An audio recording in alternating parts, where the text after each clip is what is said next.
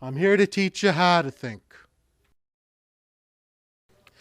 Guys, it's time in the seminar now for my absolute specialty, my own original material, the emotional needs. When I first got into the study of game, the study of seduction, trying to get my handle on the idea of relationships, I have a really hard time trying to memorize a ton of rules.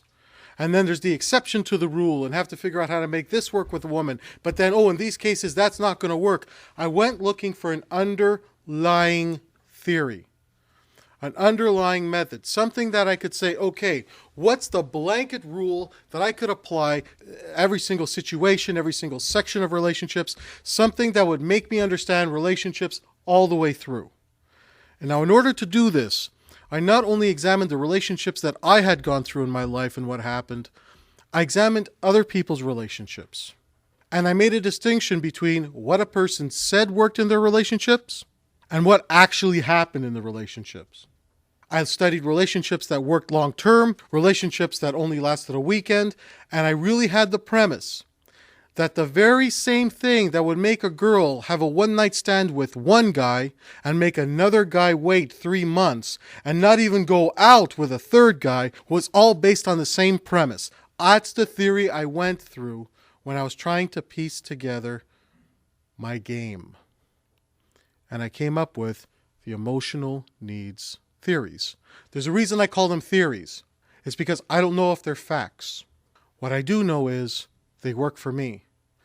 And so far, they have continued to work for my students.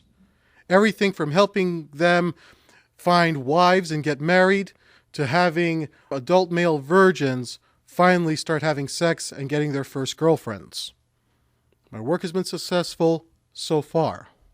But until I know for a fact and still they do more studies based on my work, I'm still calling them my theories. So here's theory number 1. We're going to look at the emotional needs of women. Theory number 1. A woman can only play one of 2 roles in any man's life. It's called the mother versus lover theory. At any one time, any woman in your life is either playing a role of your mother or your lover. The same woman cannot hold both roles for any long-term period of time without developing some element of resentment and loss of attraction for you. Here's what I think is happening in long-term relationships that end badly. The woman starts off feeling like the man's lover, and over the course of that relationship, she is recategorized as the man's mother. So look at relationships where the man and woman get together and everything is great and they're so much in love and they're willing to work it out and they get married and they live together, they have a family, and 7 years into it, something's wrong. And they don't have any of the major problems which normally destroy relationships like drug addictions and alcohol and abuse or even affairs. But they've lost the love that was there. Now, I was never willing to believe that stuff like that just happens and you can't control it. Oh, fuck that. I know I cannot control another person, but I certainly have the power to influence my environment to some degree. And what I was looking for was, how can I influence my own relationships so that I'm not in a position that I see many men end up in? I have a fear. I fear that one day I might get divorced. I have seen the damage that a divorce can cause a man. I also know what I went through when I lost my ex-fiancée to one of my best friends. Even though I wasn't married to her, emotionally speaking, I had to assume that I was going through the equivalent of a divorce, even though I've never been divorced. Fingers crossed, I never will be. And going through that emotional experience with my ex-fiancée, the equivalent of a divorce, I never wanted to go through that again. I can't even imagine what some guys who maybe are married for 12, 14 years going through that divorce are going through. It's beyond me. I can empathize, but I can't know what they're going through. So I came up with my mother versus lover theory. When does a woman start feeling the need to become a person who goes out and has an affair? Usually it's because that in the relationship she's in, she's starting to feel more like a mother. And taking on that motherly role towards the man in her life is causing her to lose attraction for him. Biologically speaking, it is my belief that a woman is not programmed to be attracted to her own male offspring.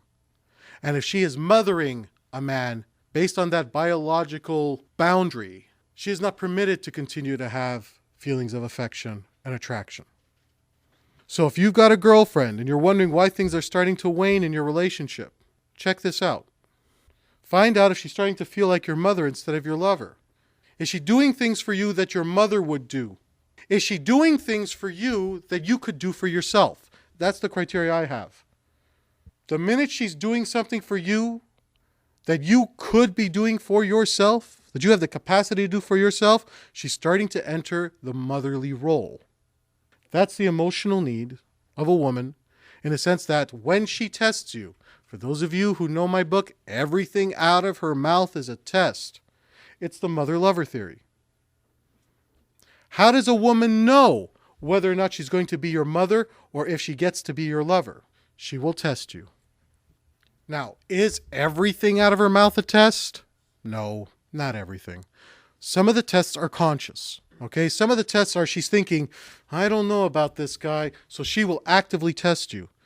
Most things that she's testing you on are not conscious. She's not thinking about it. It's subconscious. It's inner communication. Does everybody get that? She's constantly testing you, not because she doesn't think you're high value. And remember, guys, and this is something very important for all of those guys out there who are really frustrated with women or angry with women, thinking, why does she keep testing me? Haven't I proven myself to her enough? She's not testing you consciously. She is thriving on instinct, the source of all tests. She's not trying to see consciously if you're a good enough man. The source of all tests comes from mothering instincts. Why will a woman test you? Because her mothering instincts are stronger than her sexual instincts. Her instinct to mother is stronger than her instinct to just have sex.